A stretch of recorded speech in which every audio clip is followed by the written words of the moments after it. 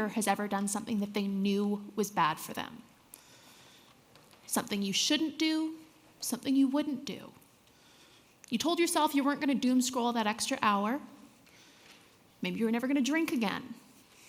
You stayed on TikTok way past the time that you said you're going to go to bed.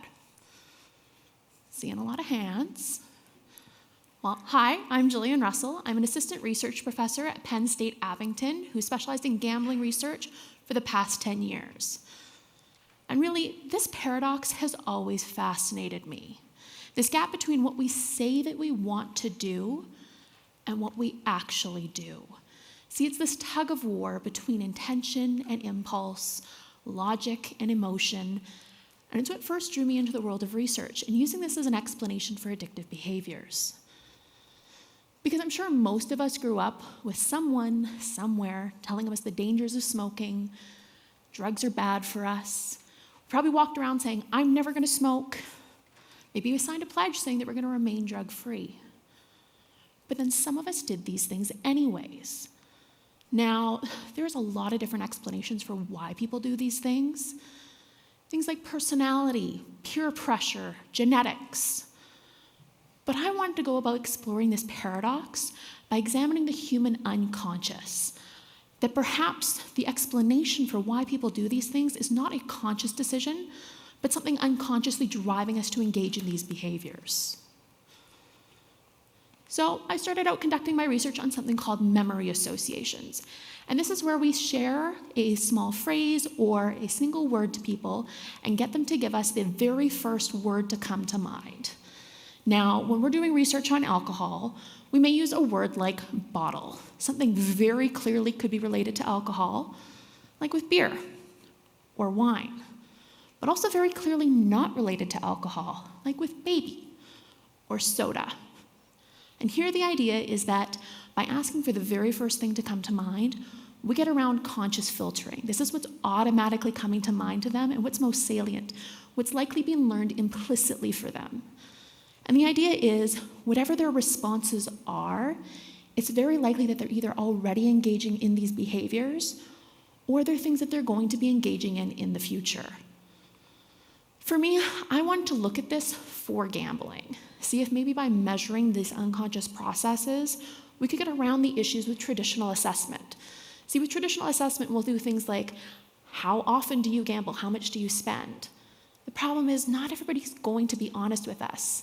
And sometimes it's, well, they don't want to be honest with us. They don't want to tell us how much they spent. But then still some other times, maybe they can't be honest with us. Maybe they really don't know how much they spent. Maybe they don't realize they've actually suffered consequences from their gambling. The only issue was, nobody developed such a measure. And gambling wasn't as simple as alcohol and cannabis. So here it became my job to create this measure. I had to come up with a bunch of words that were related to gambling, but still ambiguous like we saw with bottle. Problem was, I didn't gamble. I really only had a basic understanding of gambling. So I kind of did the only thing that made sense to me at the time. I read the gambling dictionary. Well, actually, I read 2 gambling dictionaries because gambling's pretty diverse, and I became that person that reads dictionaries. Because it turns out, yeah, there's a lot of different forms of gambling, and even more importantly, with each form, there's a lot of different terms, and a lot of things that I didn't really realize were gambling at the time. You see, I came into this field assuming that, well, gambling, it's not that big. I thought about things like slot machines, blackjack, poker, lotteries, those things that are very mainstream, well advertised. So I want to run a little poll with you guys. I'm going to throw a few things up on the slides, and I want you to give me a show of hands if you think they are gambling. Buying instant win tickets, is this gambling? Buying insurance. Betting on sports. Buying high-risk stocks. Buying a raffle ticket, so from like charity, church, school. All right, so some have more hands than others. So just as I posed to you guys, these plus quite a few other things were posed to adults in North America.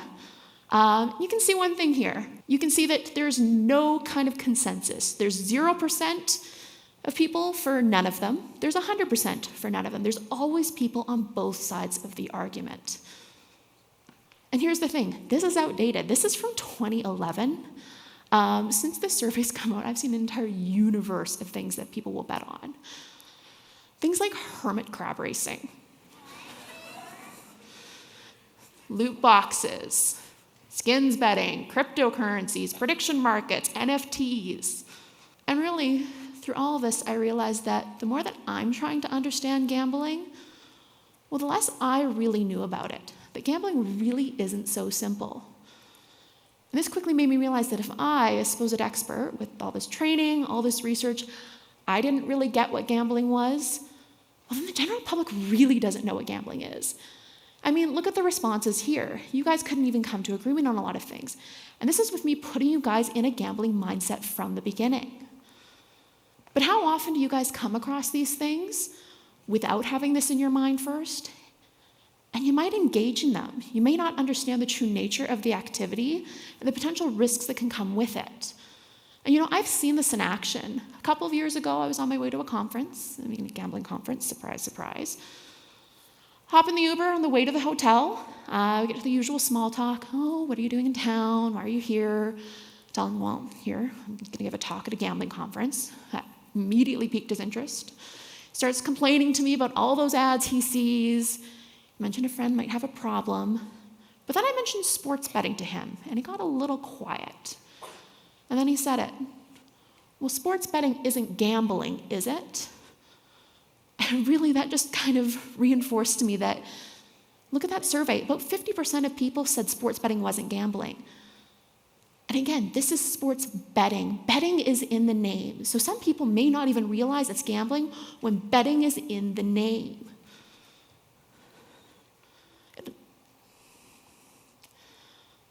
And this is where things get tricky. If people don't recognize gambling in something like sports betting, something so established, it becomes even harder to talk to them about newer activities. Things like cryptocurrencies or loot boxes in video games. So those crates or chests that could contain a random item, they could be really good, even worth money. They could also be just garbage. Those can be gambling. And the idea here is it's not about what the product is, it's why people are engaging with them. So with these loot boxes, I can buy them because I like the game. I want to support the developers. That's just my entertainment budget. But I can also buy them with the entire goal of making money, not just for fun. And now we're very clearly in gambling territory. And that's the problem. There's no clean black and white lines anymore.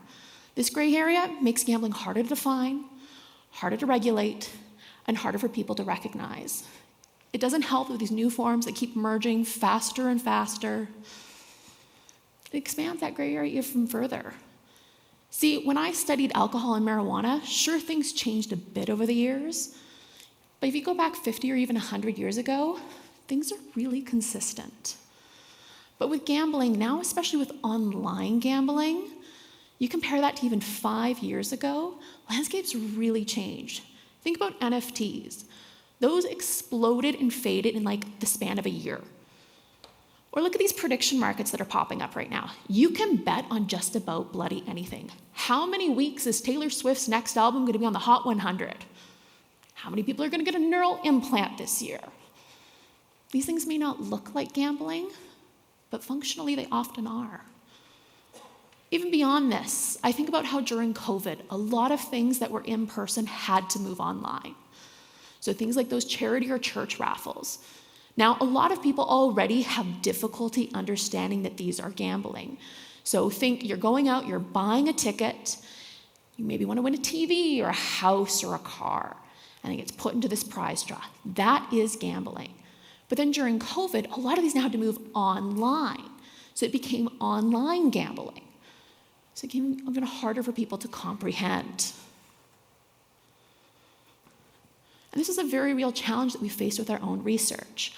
I work on something called the interactive gaming assessment, which is a legislated assessment on the impacts of legal online gambling here in Pennsylvania. Now, you'll notice I use the term interactive gaming because that is the legalized term here in Pennsylvania. Interactive gaming, that's online gambling.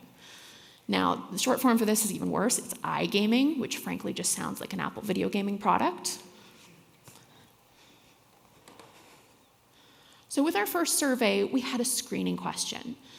And we asked people, in the past year, have you engaged in any interactive gaming?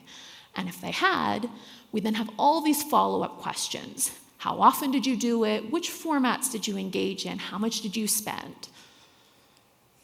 Simple enough. So we have this group of people who are saying yes because they think it's about video games. We have a group of people who are saying no because they think it's about video games.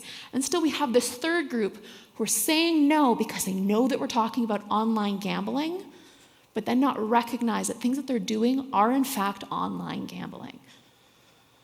Within our data, we did see a few hints of this. We had people who said yes, they had engaged in interactive gaming, but then said no to every single form, including our catch-all other category. But of course, we don't know how many people we missed because we screened them out when they initially said no. Since this time, we have ditched this screening question and any mention of interactive gaming. But what all this has really taught us is the importance of a very solid definition. That in order to know that something is gambling, we need to start with a very clear but also flexible definition. Something can take into consideration these new formats, the inevitable changes to come.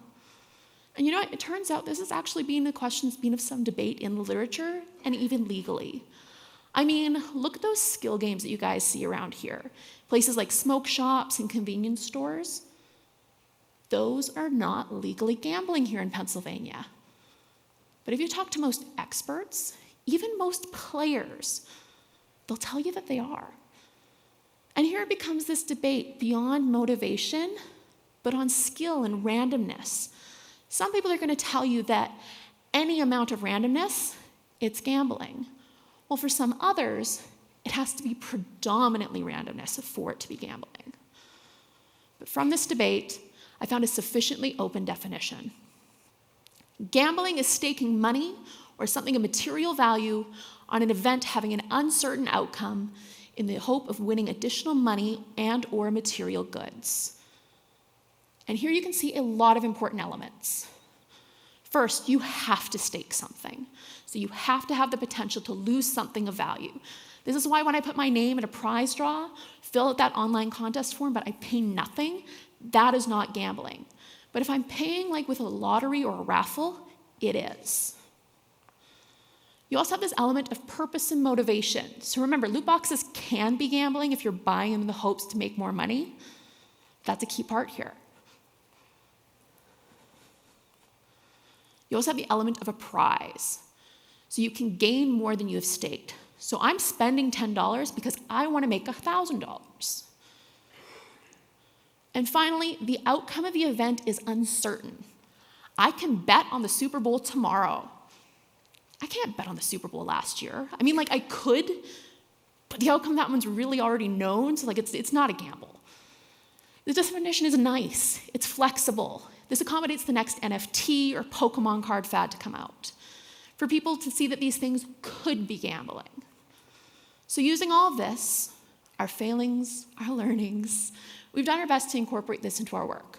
We stopped talking about interactive gaming nearly entirely, as it's just way too difficult for the public to comprehend. When we do talk about gambling, especially just generally, we try and define gambling for them and give a lot of examples. Or more importantly, we just try and talk about each specific format independently. We want to give people a full idea of the scope of the things that we are examining. This also really brought to us the attention that, well, we need to educate the public more. We need to push broader prevention programming, broader responsible gambling messaging. And you know what, maybe the first step to do this is simply to get an effective definition out there to people. Show them how diverse the things that constitute gambling actually are. Because it's unfortunately the case that if you don't recognize something as gambling, you might not approach it with caution, you might not set limits on it, and you may not even see it as a risk activity at all. While most people can gamble and it be a perfectly healthy recreational activity like any other, there are people who can face consequences from their gambling, whether this be developing a problem or even falling victim to unfair gambling practices. So So if there's one thing that I hope you guys take away today, it's this. You cannot make an informed choice about gambling if you don't recognize gambling when you see it. So the next time that you find yourselves putting something on the line at the chance at more, pause for a second and ask, is this gambling? If it is, and you still want to play, then play smart, set limits, and stay aware. Because the real win is knowing when to stop. Thank you.